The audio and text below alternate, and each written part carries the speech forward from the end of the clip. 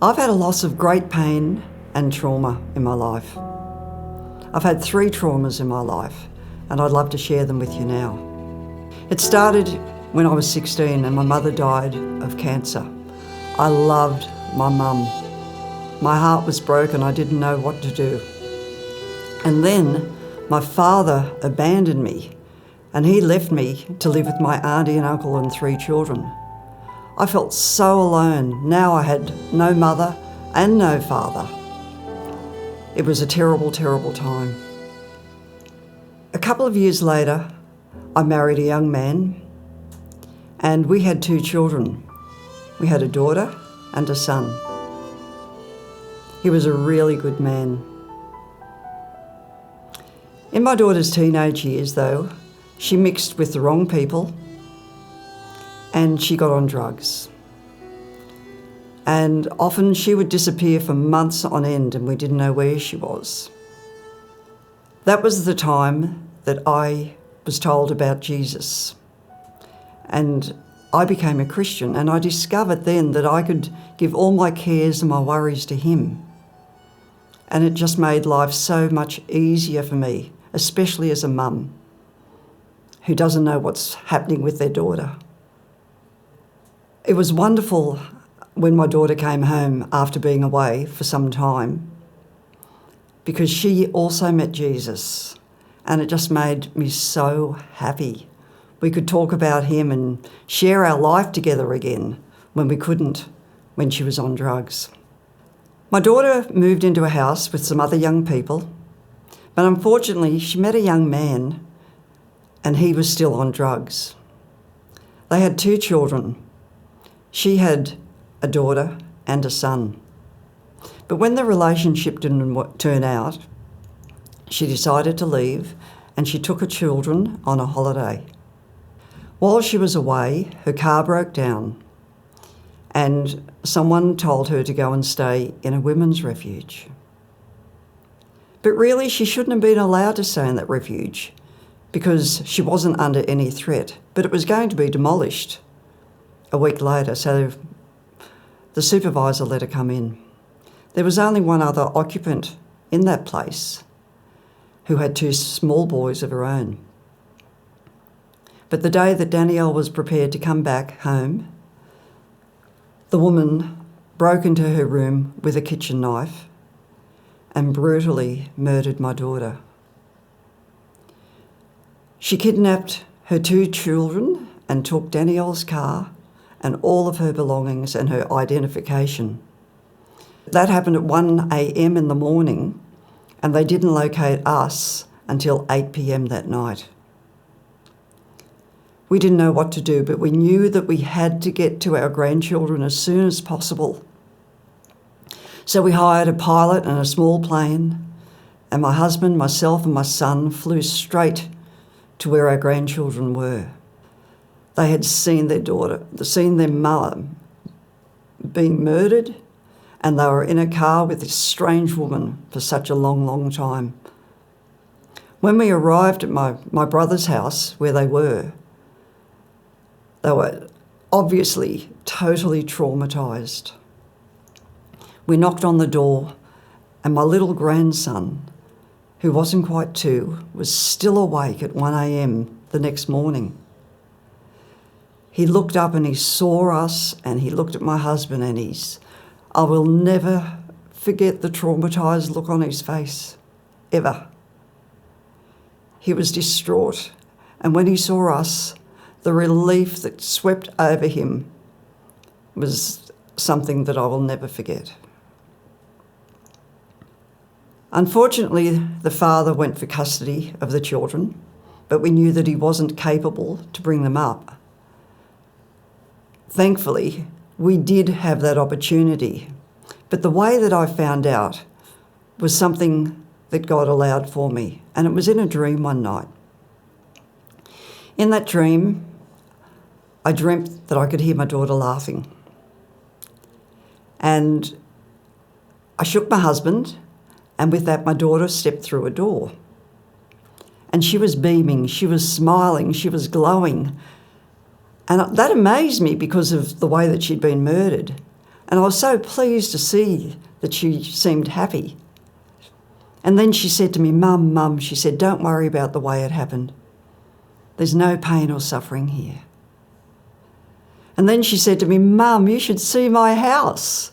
And she was smiling, she was happy. Because in the Bible it says that God prepares a place for each of us in our own tastes and likeness. And obviously she had a house just how she wanted it. Then I said to her, I explained that the father of the children was fighting us for custody and that I was really concerned about it. She said, I know, Mum, but he is the father. But I know that you'll take good care of them. And I immediately knew that we would get custody of the children, and we did. Then I said to her, Danielle, I need to tell you how much I love you. You see, the day that she left, we didn't get to say a decent goodbye. And she looked at me and smiled. She said, Mum, I know that you love me. Then I said, Danielle, can you stay? She said, no, Mum, I have to go back. And with that, she was gone. And I knew that she had to go back to heaven. The strange thing was, halfway through that dream, I woke up and I sat up in bed and I was still talking with my daughter. And we communicated not with the voice, with our mouth. We communicated by thoughts. And I've since heard that people who visit heaven, that's how they speak to one another. So that was amazing in itself. But then, after she left, I was just so at peace. And I just laid down and went back to sleep. So now we did have the wonderful opportunity to raise our grandchildren because they were so important to us. And for them, it was so important to be with us too, because we saw them daily, all the time before Danielle was killed. We raised our 2 grandchildren, and then about 10 years after my daughter was murdered, my husband and my granddaughter decided to go for a fly in his small plane. They were away longer than I expected, and while I was out, I had this picture flash before my eyes of a checkered pattern that we have here in Australia that you see on a police car. And I shook my head just discounting it, thinking that's ridiculous. But when I walked up the driveway to our house, I looked to the left and there was a police car. And then as I looked up, the front door of my house opened with Jesse beside the policeman, and I could tell something was dreadfully wrong by the look on his face.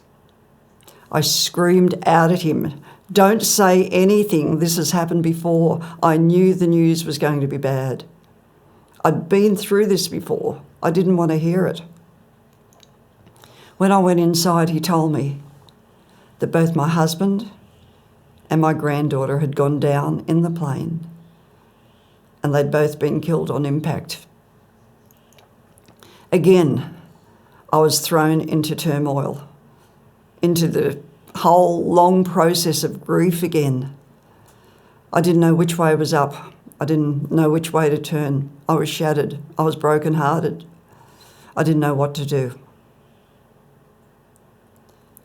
As time went on, and because I am a Christian, Jesus was wonderful to me. He just walked with me every day. He provided what I needed when I needed it, and he healed my broken heart. And what he did for me, he will do for you too. He loves you exactly the same as he loves me. He came to heal the brokenhearted and bind up your wounds.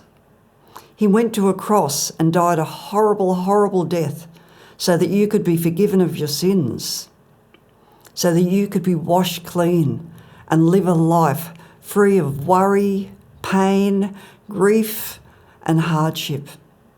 It doesn't mean that you won't find days hard or have things that are difficult, but he always promises to be there with you.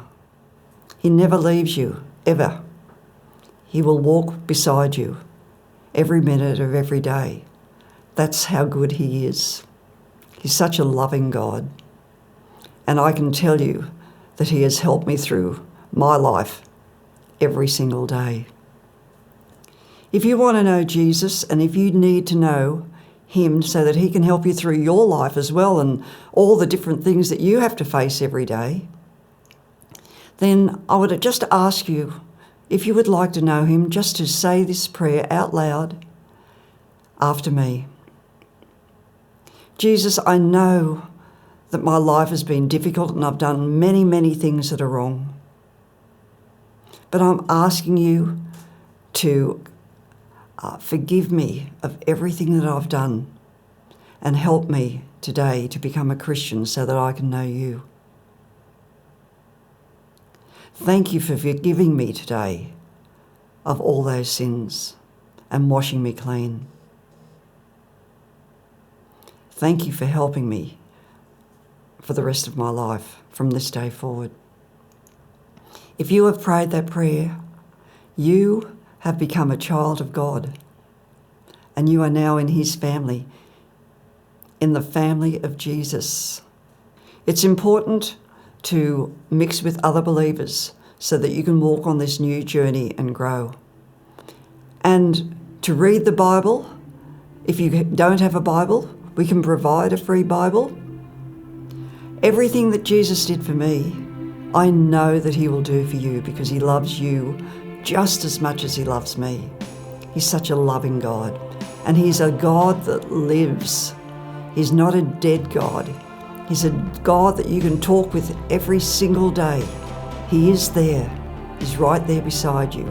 You see, you are a spirit, and he is a spirit, and you will connect spirit to spirit, and that's his desire, to have a relationship with you. So I encourage you to walk this journey and learn more about him, and he will help you every step of the way, just like he did for me.